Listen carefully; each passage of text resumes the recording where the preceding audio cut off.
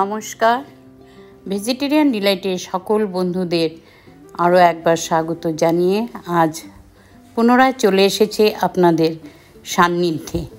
তো চলুন আজকে একটু মিষ্টিমুখ হয়ে যাক।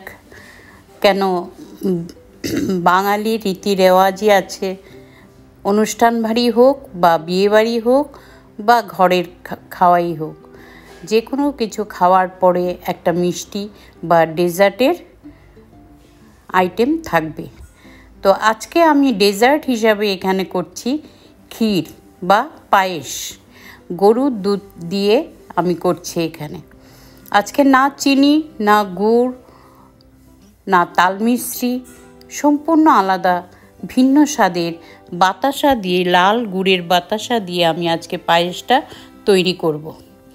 আমি এখানে 1.25 লিটারের মতো গরুর দুধ নিয়ে নিয়েছি। দুধটাকে বসিয়ে বেশ খানিকক্ষণ নেড়ে এটাকে একটু ঘন করে নেব। তারপর গোবিন্দভোগ চাল নিয়ে নিয়েছি প্রয়োজন মতো, নিয়ে একটু ধুয়ে আমি এটাকে ঘি মাখিয়ে রেখেছি। ঘি মাখিয়ে তারপর যখন দুধটাকে একটু ভালো হয়ে গেল, গরম হয়ে গেল, তখন আমি এই চালটা এখানে ছেড়ে দেব। দিয়ে আবারও বেশ খানিকক্ষণ নাড়াচাড়া করব। আর অবশ্যই এখানে দেব আমি 2-3টে এলাচ ফাটিয়ে দিয়ে দেব, একটা তেজপাতা দেব কিছু কাজু এবং কিশমিশ। তারপর আমি এই বাতাসা, লাল এবং সাদা বাতাসা এখানে কি করব, আমি চিনি এখানে একদমই ব্যবহার করব না। এই বাতাসা আমি দিয়ে দেব, দিয়ে নাড়তে থাকবো।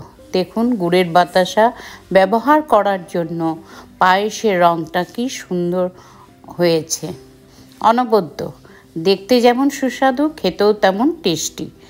তো এইভাবে করে পায়েসের তো আর খুব বড় হয় না। তো এইভাবে করে আমি পায়েসটা তৈরি করে নিয়েছি। এইভাবে আপনারা একবার করে দেখুন, আশা করি নিশ্চয়ই আপনাদের ভালো লাগবে।